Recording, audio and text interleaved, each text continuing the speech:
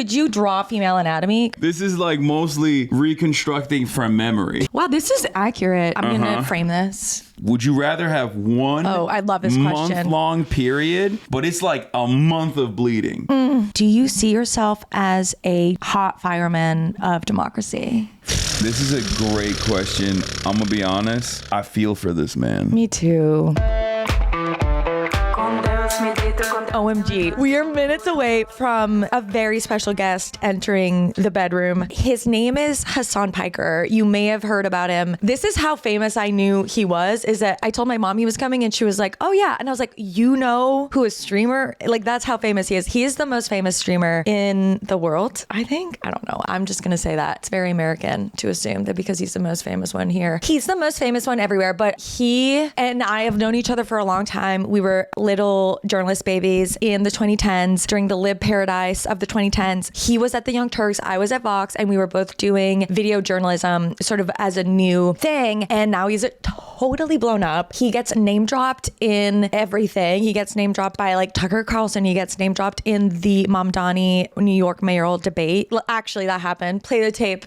The assemblyman will not denounce Hasan Piker. He basically is the internet's North Star when it comes to understanding men. He has been profiled in so many different, really, I'm talking about him like I'm his proud mom, but like I am really so proud of him. He's been profiled in so many different newspapers and media outlets and podcasts and, you know, magazines, like basically about the fact that he is a progressive feminist mind inside a MAGA body, which we're going to ask him how he feels about that. But he's basically talking to millions of young men through his extremely popular streaming channel every day. And so he understands men probably better than any other person on the face of the earth, or the modern man in 2025, more than probably anybody. But yeah, instead of using that knowledge that he has of what millions of men think about and how they think for evil, like a lot of guys that won't be named, he's using it for good and trying to fight for a better world for all of us. So we're extremely excited to have him on the show. And oh my God, wait, is he here? Oh, he's here.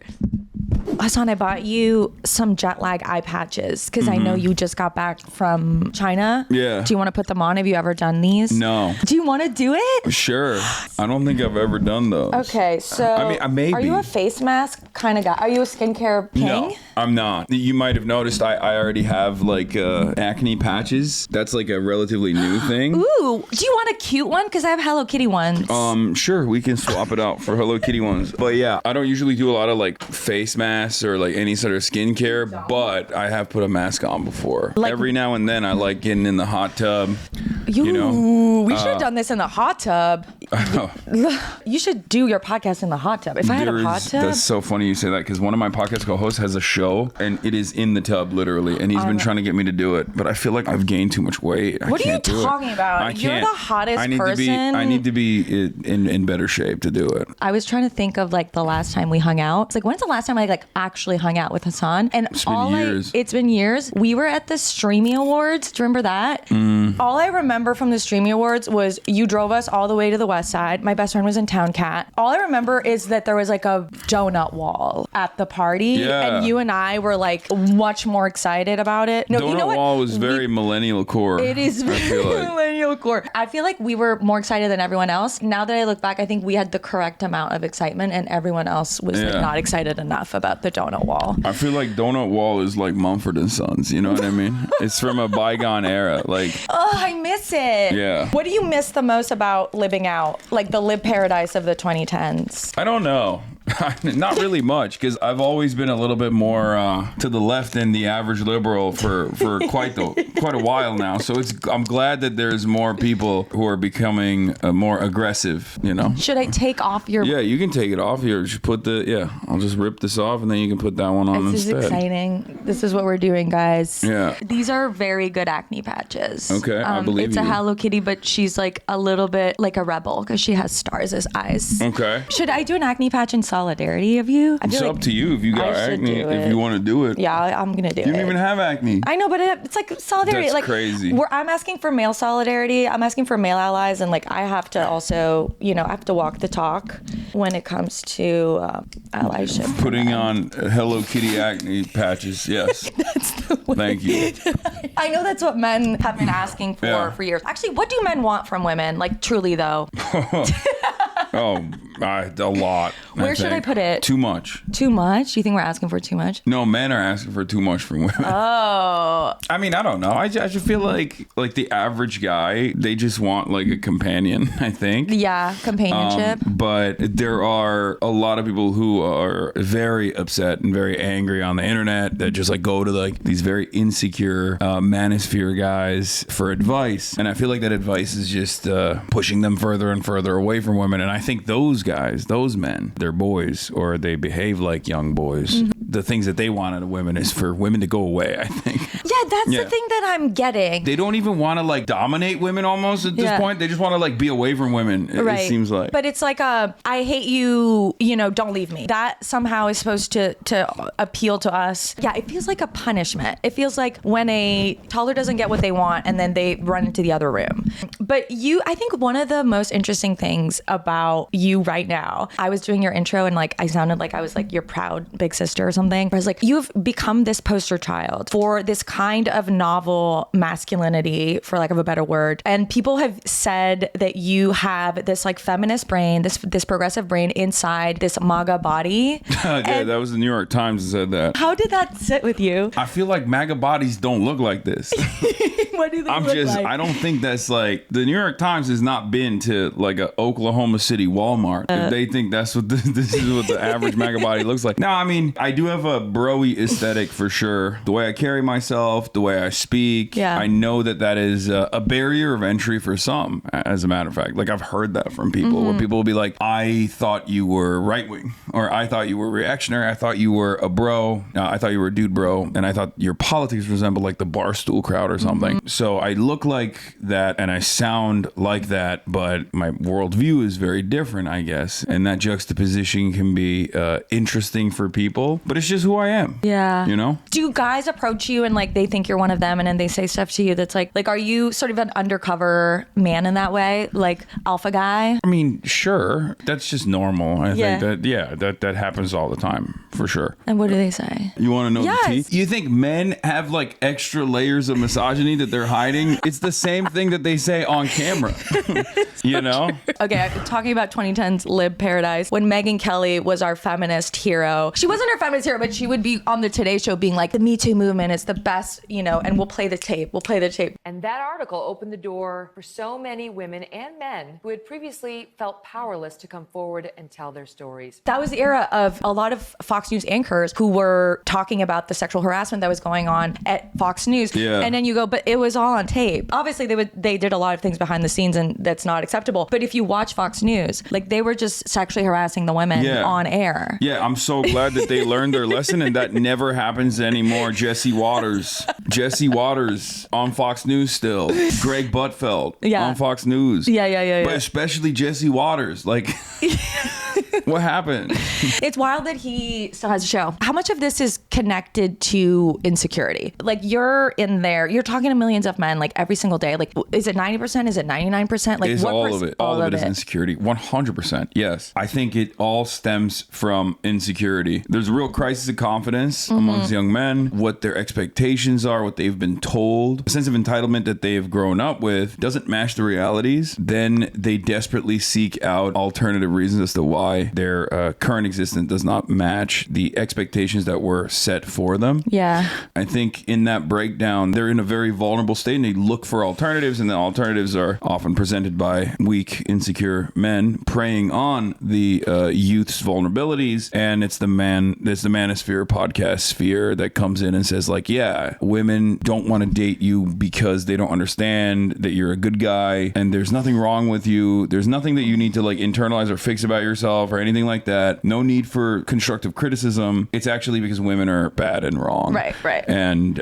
feminism and the Democratic Party and all this stuff. It just like branches off into all these different places. But it definitely starts off with insecurity. At least like from my own experience talking to young men, and even my own experience as a young man a long time ago, I feel like it was at my most vulnerable, at my most insecure that I found myself, seeking out answers. And I could have probably become one of these dickheads too, you know? What saved you? Like, thinking back, what was the turning point where you were at that crossroads where you could have gone that way, but you decided to go on an off ramp? Like, what was that off ramp? I think I have positive role models in my life, like positive male role models in general. I started interacting with women. That's it. Like, that's pretty much what it was. I started interacting with women. I started communicating with them. I started dating women. You know, I started seeing some success.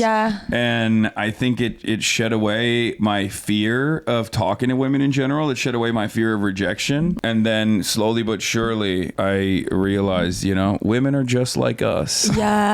Which is such a crazy thing to say. It's such a crazy thing to say out loud. But low key, I think some dudes need to hear that. Women are just like, they're like guys, but with boobs. We're guys with boobs. And then sometimes they don't have boobs, and that's also fine. Or vagina. It's all fine. Right. You know, all of it is good. And you shouldn't worry about that. I love that, what you just said. And it's a perfect segue into a game I wanted to do with you, which is, what's your confidence that you could like locate? What, the clitoris? Is that what you're gonna, or the G-spot or something? Yeah, the clitoris on a topographical map. On a topographical map? Yeah. Oh, easy. Could you draw female anatomy? Could you make us... I don't know if I can draw the female anatomy. Just try. Okay. We make every guest do it. Let's do it. Okay. I didn't know there was a drawing portion. I mean, I should have prepped you better. I can't do the full, like, uterus, vagina, like, do you want me to draw that, or do you want me to draw just, like, the clitoris? I'm gonna hold your mic. Okay, do you want me to draw the whole thing, or do you want me to just draw the clitoris? Because if I'm gonna draw which one do you feel more comfortable with? I could do, like, the labia, like, boom, boom. And then like that, maybe. That's the labia? Wow, this is accurate. What's that part? I'm just doing the legs and stuff. There you go. There you go. Whoa. Okay, so where's the clitoris? That's the clitoris. Good job. The button. The button? Right there. The button. Mm-hmm. Yeah. Where do women pee? From inside of here, but it's confusing. And I don't know. And it scares me. Okay, and then where's the butt? The butt goes, I mean, this is just like this is just the front. This is the full frontal, you know what I mean? But it like, the butt's right if it went back, if it went back, it's like an area and then the butthole is there. Okay, can you write it?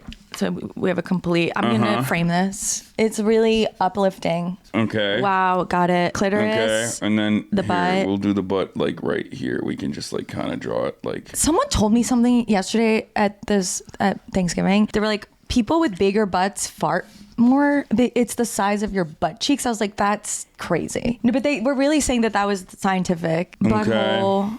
Wow, this is like incredible. Okay, where pee comes from.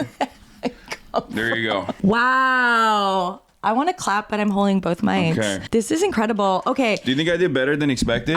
You did. You really did. But now I want you to draw the uterus and the female anatomy because you're really good. Okay, that part is way more difficult, I think. Really? This is because at least I have enough experience with this. This part? This is like mostly reconstructing from memory. Okay, but the uterus stuff, like that's a lot, but I can try. Okay, let's try. I believe in you because you crushed this part. Also, you're kind of good at drawing. Well, I said, this is from memory. So this other part, I have no idea. From your mind. Okay, just go inside your mind. Okay, there's like the egg stuff, right? I think like this, and then it's just like that, and that's all I got. I have no idea. This is excellent. This is Hasan. This is okay. Now point to the egg stuff. Okay, this is the egg stuff. Egg stuff would be a good name for a brunch place. This is where the egg stuff falls into, I think. And then it's a period time. Period time. Yeah. Okay, and then where's the uterus? This would be it, right? Okay, then write it. That's great. Okay. Take credit. Uterus. Where are the fallopian tube? I assume these are the fallopian tubes. Like, great job. I don't even know how to write that. Is it PH? It's F. F-A-L-L-O-P-I-A-N. F-A-L-L-O-P-I-A-N. P-I. Tubes. A-N. Fallopian tubes. Wow. I feel like that's... What is it, like uteral lining? Uteral lining. You're kind of blowing my mind. Okay. What does the uteral lining do? I don't know. Creates a safe space for the fetus or something. I don't know. Or where that's so cute. I don't know. That's where the eggs come out of, right? Yes. That's fucking it really up. true. No, I told you. I was nailing it on the clitoris stuff. You nailed the egg stuff. Oh, wow. Okay. Also, wait, this reminds me of something. I saw this video. This is like not at all what I planned to do on the episode with you, but we're just going to roll with it. There's this video going around. It's like of a period. There's a video of a period. Yes. Okay. You can see the whole, let me find it. Period video. That's Do you know strange. That's gonna give you some strange results. No, it's animated. Oh no, I don't have it. I'm so sad. Oh yeah. Oh fine. Oh, you found it. Okay. Okay. Are you ready? The first flow. Okay. Day 1 trial. The menstrual cycle begins. The thick lining of the uterus starts shedding, creating the first flow of the period. Day 2. This is the heaviest day. The uterus contracts more strongly, releasing the built-up tissue. Day 3 to 4. I wish you were The saying flow this. begins to lighten as the lining becomes thinner. Day 4. That's pretty crazy. The period is becoming lighter as the uterus starts healing internally. That looks exactly like your drawing. Day 5. The period comes to an end. That's an atom bomb. Begins preparing. What the hell? Day 6 Mer. Whoa. Repair begins. New cells start. That's like life on Mars. Estrogen levels slowly rise. Yeah. Day 7. A fresh lining begins to grow inside the uterus. Wow, that's exactly like I drew it. That's crazy. Day 8 Pilfo. Does this Stronger and thicker. because watching that gives me like I get war flashbacks. Yeah. It's so painful to have a period. Yeah. And this like I wish you could see it. You're just that is pretty seeing it. crazy that just like half the population is. It's not even like a week-long process either. It's like it's longer than that. It's a whole journey. What phase are you on, Sofala? Luteal. Oh my God, luteal's tough. It's a rough time. And here she is working up at 7 a.m. And I'm in my follicular, so I'm feeling pretty. Wait, what are the phases? Oh, I have no idea. What do you think is the follicular phase? The follicular phase is you really want Haagen-Dazs ice cream, and I mean, you always do. That's why I'm throwing it out there. I just have no idea. I don't know. I think maybe it's like after the period is done. Yes, and Cindy, you know a lot after the period more is done. Yeah, than most guys. Okay, so how do you think women feel after their period's done? Like follicular, based on the word follicular. they feel a lot better. Yeah. If this is again from personal experience, especially in comparison to how they feel during their period, I think it's there is like a week of there's like a barrier week of comfort. It is. It's kind of the only week where you do feel like you're just a man, probably how a man feels all the time, where you're like, there's nothing kind of fucking with you.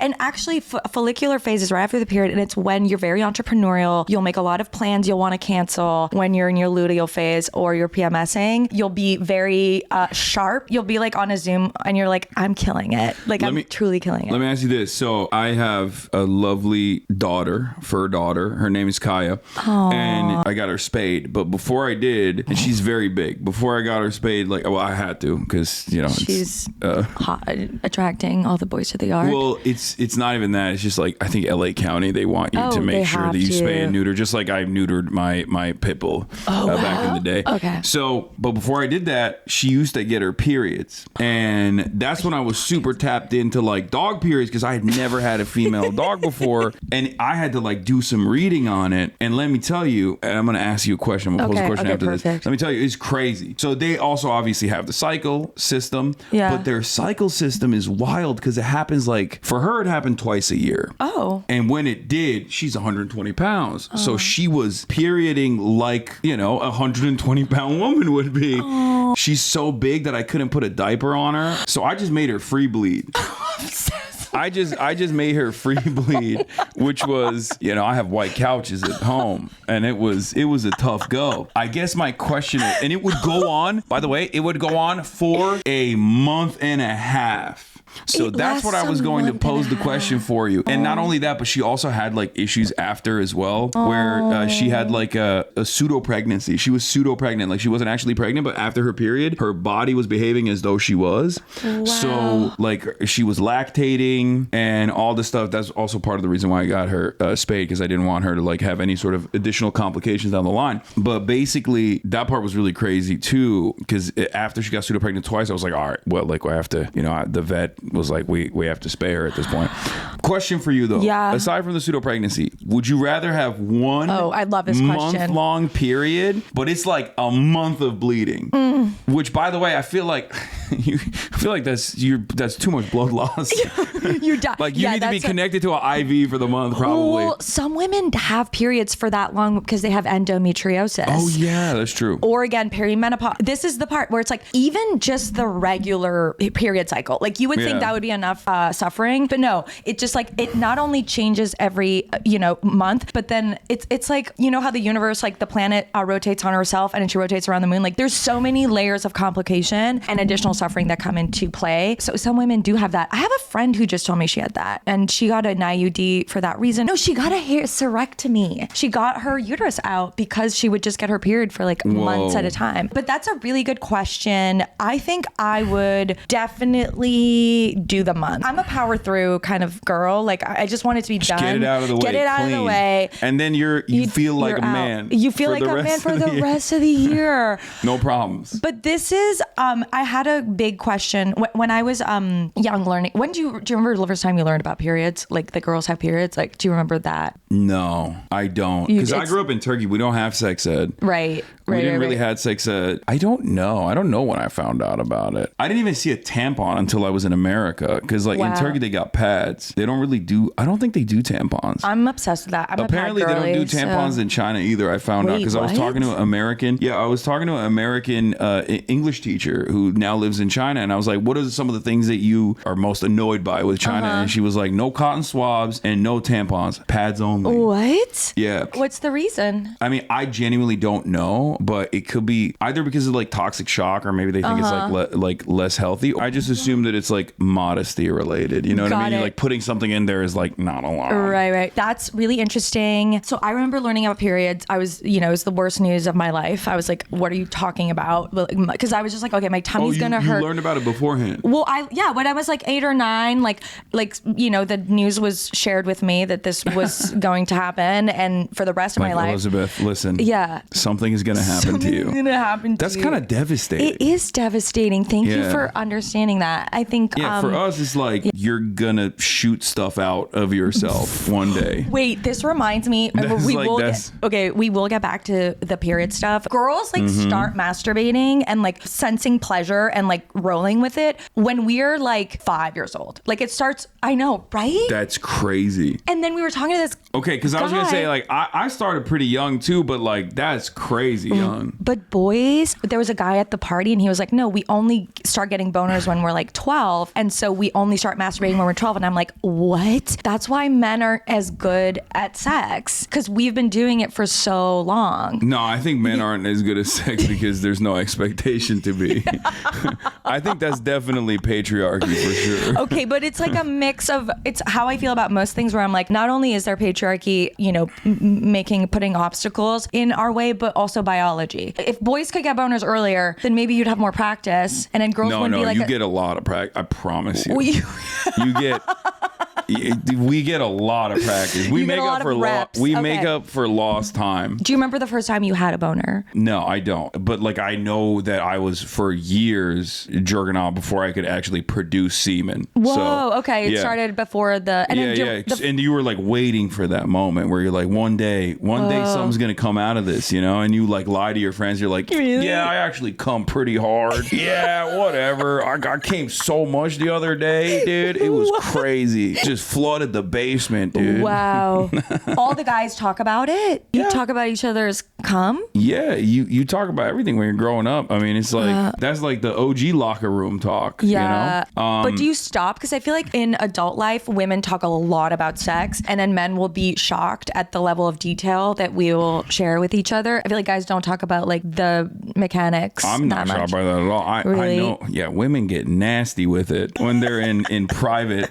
We do. Yeah, we go I into know. Full detail. I'm familiar. I mean, I have girlfriends. Yeah, you know how it So goes. I know how it goes. Do you feel vulnerable because all her friends know how big it is? No, that's awesome. I don't have a problem with that. Yeah. For me, this has always been somewhat of a advantage that I've had, especially as like caring about pleasing a woman, because most dudes don't. And I'm 34, guys. I'm an old man at this point. But back in the day, when I was in like my 20s and stuff, like men were very worried about like even eating pussy. Yeah. Like that was like a thing that they just didn't want to do. So that just gave you a major advantage. If you ate, if you went down on a woman. Yes, if you went down on a woman, that was a huge advantage. In my mind, I always found myself in this like weird predicament where I was like, do I just like tell dudes that they should do this, or do I just like keep it to myself? Did you please tell me you told them? No, I did, but they were resistant regardless. What would they say? What were the reasons? Because remember Sopranos, like the whole arc about like eating pussy was like such a big deal for Tony's dad, right? Well, it's beta. That it's the DJ Khaled thing around, a bit later in the 2010s, which was, if you go down on a woman, then somehow it means you're like submissive. It means you're gay if you go down on your wife. Yeah, that's how it works. Crazy. Yeah. So it's like for me, I'm like, fellas, just if you want to maintain an upper hand here in the sexual marketplace, then whatever. If your guy friends are saying, yeah, eating pussy's gay, bro, you should be like, yeah, totally. I would never do that. Wow. What's the best part of going down on a woman? If you were to I don't know, making them come. Like, what do you mean? That's the best part? Yeah. It feels good. Yeah. Yeah, that's a good reason. If there was a guy listening right now, he was like, I don't know what the reluctance is, but like, how would you sell it? It's a guarantee. If you know what you're doing, and it's like a muscle, you're gonna learn and you're gonna get better at it. And it's a 100% guarantee that you are going to make them come. Well, I guess it's not always a 100% guarantee even in that regard too, because women are confusing creatures. They're complex. And, I mean, look, it's complicated. And some people, no, I think it's because some people have like, this goes back to what we were talking about as far as like societal expectations. I think that a lot of women, I mean, what was the study that was like 30% of women have never had an orgasm or something? Like that's so sad. It is. And I think that also stems from like the puritanical attitudes we have and misogynistic attitudes we have towards women and pleasure, like women pleasuring themselves. Yeah. So they just don't learn. There's a lot of people that don't learn about it or are too afraid to explore themselves. Yeah. So then they are the ones who are worried about it. Like they're the ones who are worried about you going down on them because they're like, oh, this is like, I've never had this happen. It's too, I've heard some women say it's too vulnerable. That was a thing when in my like early 20s. They're like, oh, no, like it's too vulnerable. And I was like, are you nuts? Like you're missing out. I also think that. Yeah, no guy's ever been like a blowjob too vulnerable for me. That's never happened. Do you see what I'm saying? No man has ever said no blowjob for me, madam. Thank you, but I'm too modest. That's not going to happen. They will never turn it down. What's the key to going down on a woman? And because it seems like you're good at it, they're coming every time. What's the key? What would you, to a guy who's not done it before or is not, because some guys don't really get success. I think some of the reasons some guys don't go is that they can't make her come. And so they don't want to do it because they feel like it makes them look bad. I mean, you just got to get you got to get in there. There's no reason to not. I think the key to success is also using your hands, using your fingers. A lot of people don't factor that in, I think. You just got to use everything that you got at your disposal. You're playing an instrument. Exactly. Yeah. It's like the flute, you got to use your... You got to use your fingers too, and I think a lot of guys don't know that. They don't even know where the clitoris is, so they don't know where the button is. There's a bullseye right there. No, that's the other one. Don't go there. Yeah, Don't go all the way to her uterus, but there's a bullseye right there. It's pretty easy. It's right there. It's pretty easy to give your attention to Yes. that with your tongue, and then use your fingers as well. yeah, girls, I didn't know where my clitoris was until I was like in my 20s. It's so embarrassing. I think I've That's told crazy. this story before, but I was talking to one of my girlfriends. I was like, because we go into so much detail. I was like, he just kept going like push, like rubbing this part, like not the lower part of my vagina, like the upper part of it. Like, and my friend was like, your clitoris. And I was like, oh, but he was doing it for 15 wrong. years, you were flicking the bean, and you didn't even know where the bean was. I wasn't masturbating. I only started masturbating like in my 20s, which is nuts. Like it's That's crazy. It's shocking. I think look, we can blame men all we want, and obviously there's many reasons to do it, but I think that there's definitely, it does feel good to blame men, but it also is stemming from women not knowing their bodies. I think puritanical, like that masturbating is wrong, that it's bad, and I think women don't know about this. Like it's not that complicated also. Like it is actually not that complicated. You need a lot of repression to basically stop an urge like that, especially when you're younger. Yeah. Because like in Turkey, the meta was like, oh, if you jerk off, your hands will have, you get hairy hands. What? Yeah. If you jerk off, you get a lot of acne. If you jerk off, you get hairy hands, like all this stuff. And I was like, I don't care. I'll shave it. I'll shave my hands. I don't give a shit. Like, would you? Yeah, if it made your hands hairy, would you still do it? I Yes. think. Yeah, of course. Let us know in the comments. Would you still do it? I think most people would. Well, they invent all kinds of stuff. Also, masturbation offers benefits such as stress reduction, improved sleep, enhanced mood, increased self-confidence through self-exploration. It reduces the risk of prostate cancer. Hormones released during orgasm, including endorphins, dopamine, and oxytocin, contribute to these effects. So it's actually the opposite. It helps your health to masturbate, and yet we get told that's why it's crazy when people are trying to do like no fat, like no nut November, or like the no fat movement. There's like a lot of unhealthy ways in which I think young guys, they go, there's this like pendulum swing where I think, what do they call it? Like porn sick or something? They watch an unhealthy amount of porn, I guess, when they're developing. And I don't know what it's like to be a young man in this day and age, because like back in the day when I was growing up and I was horny as a young boy, it was very difficult to find pornographic material. And I guess that wasn't like the worst thing, because it's like, I don't know what it's like to have just like such unlimited access to it, especially when you're growing up and especially when there's an absence of good sexual education. So then you're getting your sex ed from porn, which is crazy. It's bad. Like, it's like learning about physics from watching Superman. You know, that's not gonna work, right? Yeah. So as a medium of entertainment, I have no issue, even though the industry itself has some problems, and you know, every industry does. Right. But that shouldn't be like the only way that people get sex ed. And I think that contributes to them like developing, I wouldn't say like addictions, but like at least behavior that's like unhealthy maybe. Yeah. And then they just go on the exact opposite side of things, and they just decide like, oh, I'm addicted, and now I have to like stop masturbating altogether. And that's unhealthy. It is. What is the main difference between what happens in porn and what like should happen in sex? Like, what is the one thing that porn kind of up for men? I mean, it's entirely dependent on what kind of porn you're seeing, but I think like vanilla porn for the most part works through the motions pretty normally. I would say, you know, there's a good amount of foreplay in the beginning. The acting is bad, but you know, there's the foreplay, eating pussy, blowjob, and then all the different varying different ways that you can you can have sex. So on that front is like not the worst, I guess. I think it creates like unrealistic expectations, unrealistic beauty standards, unrealistic body standards. You can cause body dysmorphia. A lot of dudes don't realize that like their dicks are fine.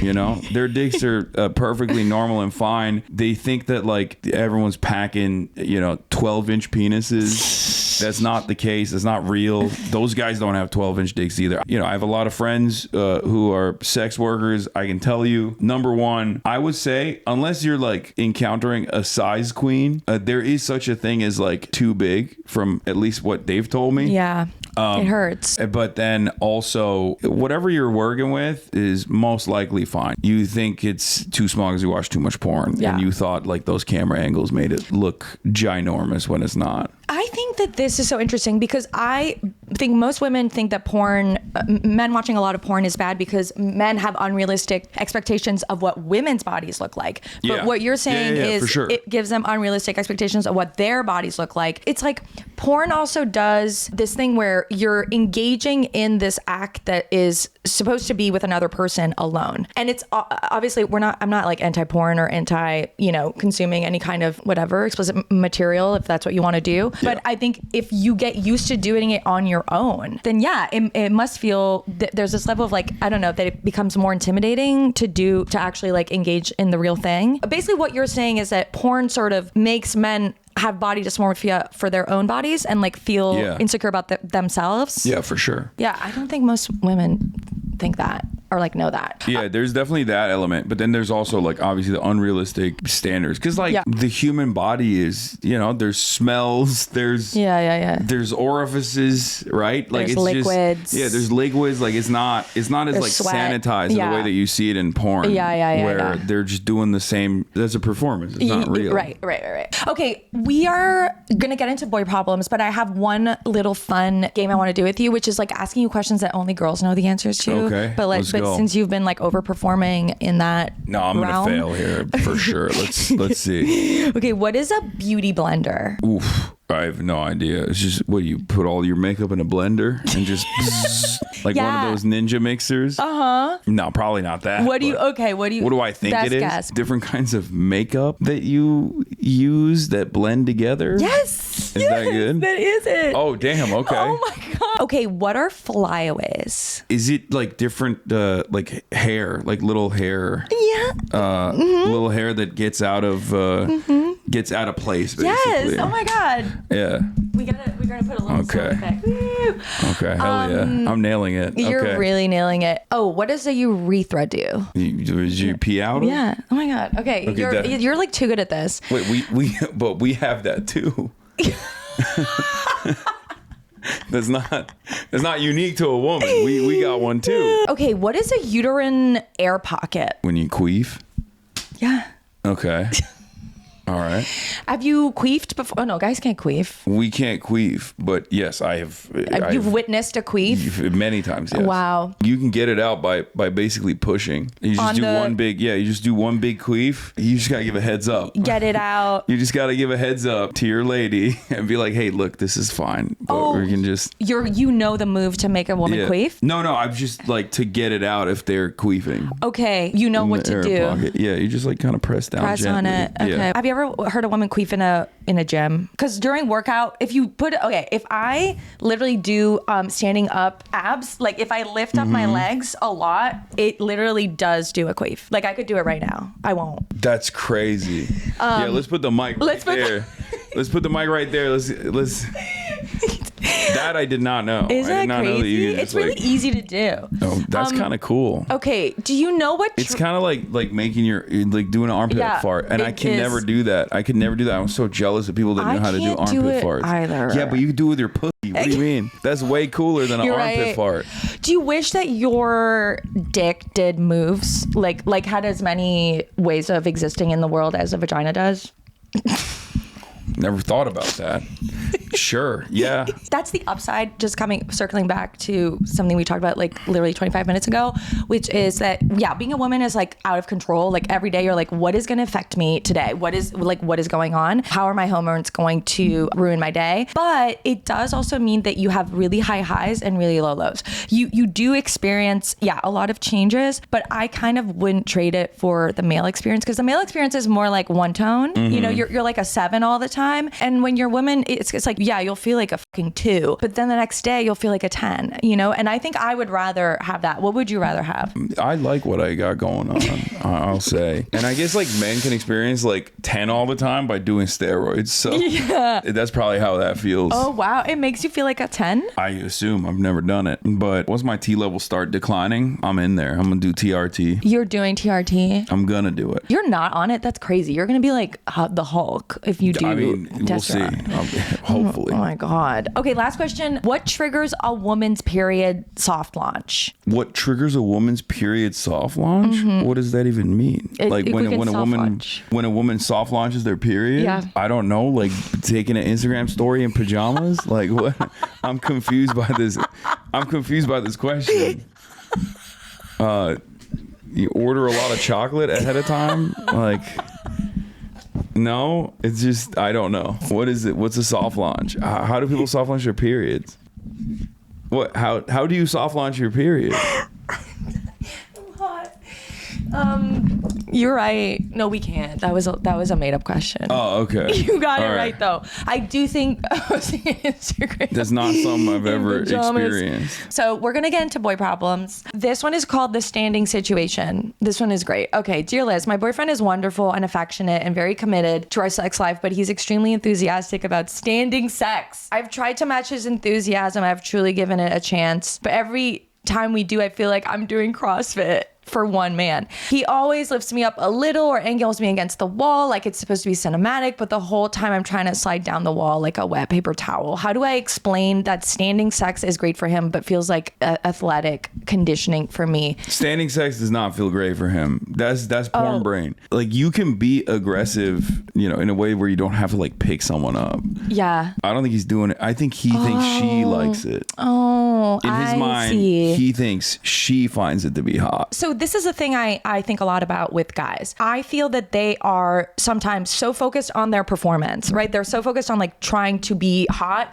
that they're not reading your face or your body cues. Like they're not taking in any kind of context cues of like whether this is enjoyable for you. It's not even like a negative on men. I think they are so focused on doing a good job, but in trying to do that, they kind of do a bad job. Yeah, no, I get that. For sure. So using this as an instance, so what should she do? Well, if you were a guy, like think about you, like if you didn't have the progressive feminist brain that you have and you were doing something that you think that guy probably does. You think he does? Because that comes from a place of like trying to like assuming that you're doing your very best to please a woman. Right. He's just like failing to do so, but the ambition is there. Because I feel like most dudes that don't care about that stuff, they just go, they're like boom, boom, boom, in and out. They nut and then they're done. Yeah. Okay, so he cares. He's just caring in the wrong way. He's just failing. Yeah, he cares, but there's obviously a limitation to it. There's a limit to it. Like you said, he cares, but not enough to like read the situation better. And I suspect that if you were to have a conversation with your partner about this and be like, hey, I don't really, you know, this is not like the best move for me. Like if you like it, maybe we can do it once in a blue moon. Right. But like maybe we should just do it normal style in the bed. Yeah. How would you want a conversation about sex be communicated to you though? Because like it's kind of vulnerable, right? To be like, I don't care. I'll put it all out there. Yeah. I'm very communicative. I think that's very important. I mean, if you're going to be doing it a lot with this person, you want to make sure that they know exactly what you like and you know exactly what they like. Right. You know? Right. Okay. So communicate. Don't feel like communication is key. It's very important. Yeah. Especially about sex. Okay. Yeah. I think I would feel like I don't want to embarrass him. You know, I don't want him to feel like. I mean, is it a one night stand or is it a boyfriend? No, it's her boyfriend. That's what I mean. Like that's got like it. if it's a one night stand, then that's fine. You know, that's or if you're just like first figuring things out. Right. In that situation, that's gonna happen. Right. But if it's your boyfriend, you should definitely talk to them about it. Right. Yeah. Okay. Good. I love that. Another one that people think is good is like having sex in the hot tub or the like the pool. It sucks. It does. It's like a lot of suction. It's not good. And it's not good for the ladies either. You can get a UTI. You're shoving a lot of water in there. Yeah. Chlorine. It's toxic. Chlorine. It's not good. It fucks up your pH levels. It does. Wow. So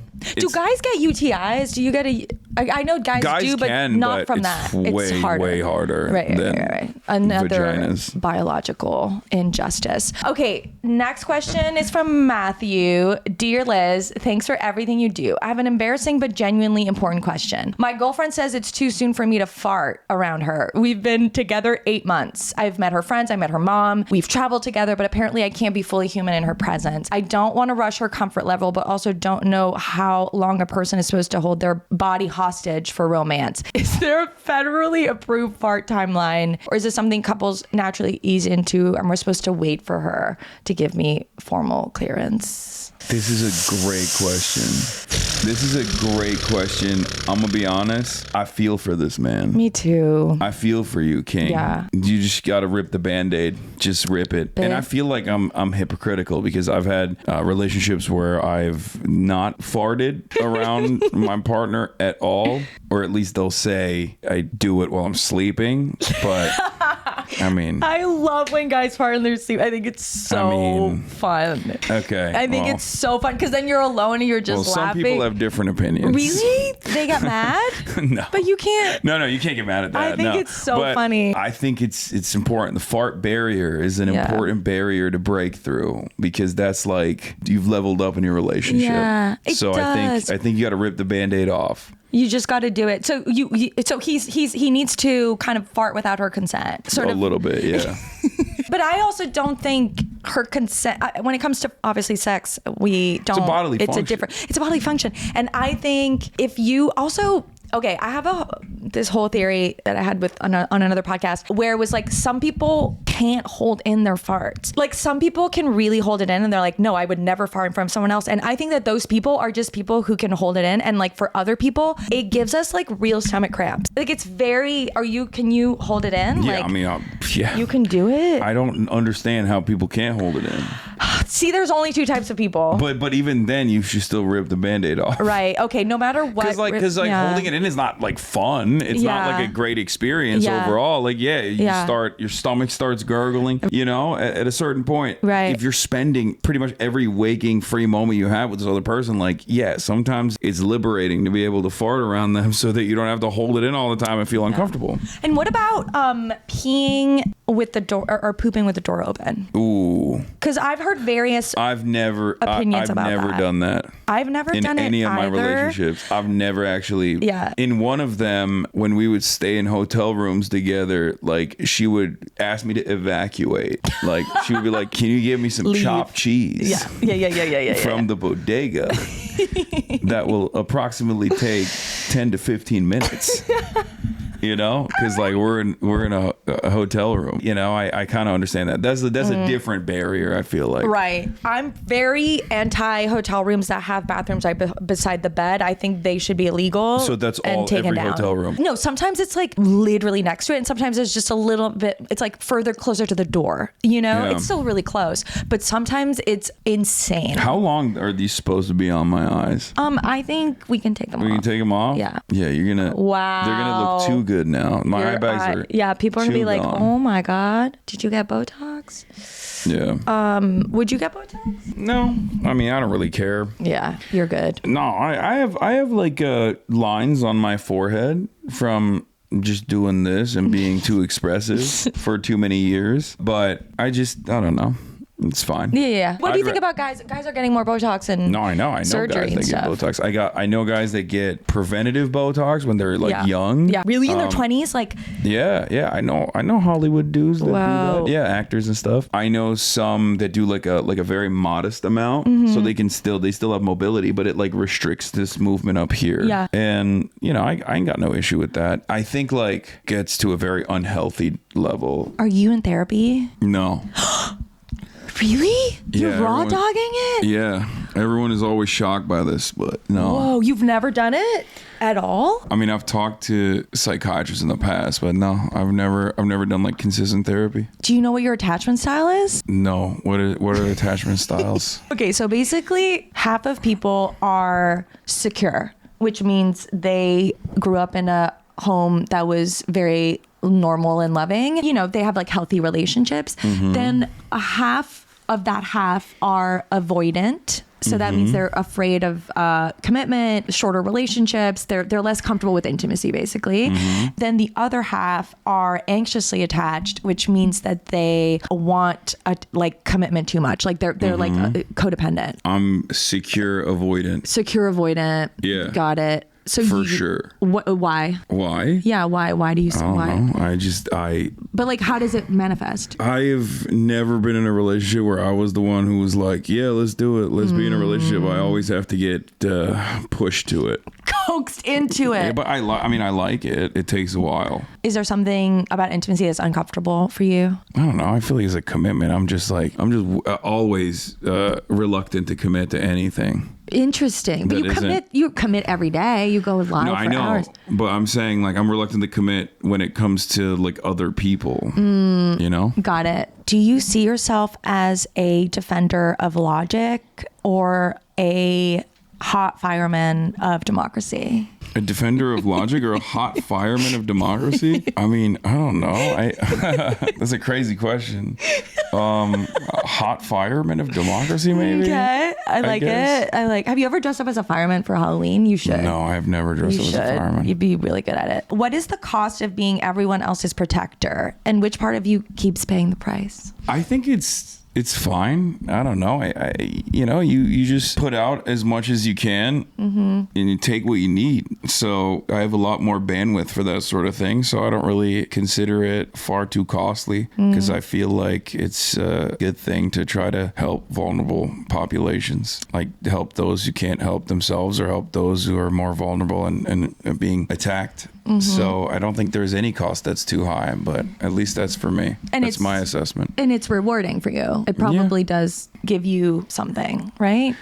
It makes me feel good, but I wouldn't say it's rewarding necessarily. I think people are very cynical, and I think they assume that you're doing it for some cynical reason. You're grifting. Right. You know? Right. People assume that about you? That's surprising. Yeah, I mean, of course, right-wingers that don't have any, not even right-wingers, but like there's a lot of people who are just so broken by the internet. They call it virtue signaling, right? Like if you're doing anything that others would deem virtuous, then you must be doing it for some other self-interested reason. And I think that's more so an admission of their own personal failures. Ooh, that's deep. Right, that they would do it just to get laid or to get, I don't know, accolades. So when you don't even know how to respond to that. Okay.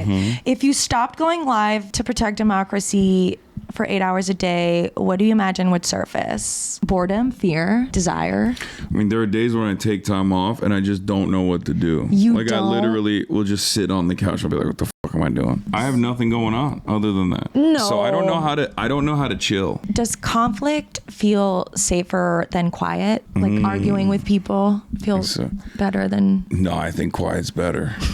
For sure. I'm really digging. I don't know if the listeners at home can hear this, but I love the little water fountain noise that I'm hearing. It's nice, right? Yeah.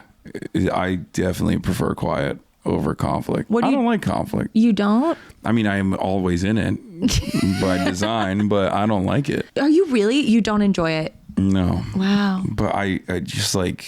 I don't seek it out. It seeks me out for the most part, but that's part of the reason why I have an avoidant style, I guess. Right. But when it comes to sex, you're ready to talk about it. So there's certain things you do want to... Yeah, but I feel like that's not conflict. That's not conflict. Yeah. It's vulnerability. I mean, or it could be. Or maybe actually talking about it avoids conflict. Yeah. Because then you don't... Yeah. You know. Well, thank you so much for joining us for this episode of Boy Problems. Hasan, thank you for having me. You were amazing. Thank you for all of your generous time and drawings and fact spelling. Will you come back? Absolutely.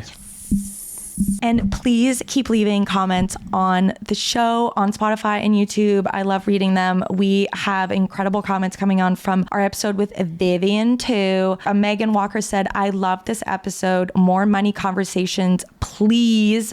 Gasha Sosha, I hope I'm saying that right, said this was fucking awesome. I hadn't heard of Vivian before, but now she has a fan for life. You two together is what we need. Thanks again, Liz. Thank you for leaving comments. It really helps us challenge or just like go against the Manosphere algorithm. It helps more people join our amazing podcast. So thank you for doing it. We will see you next week and I can't wait. Bye.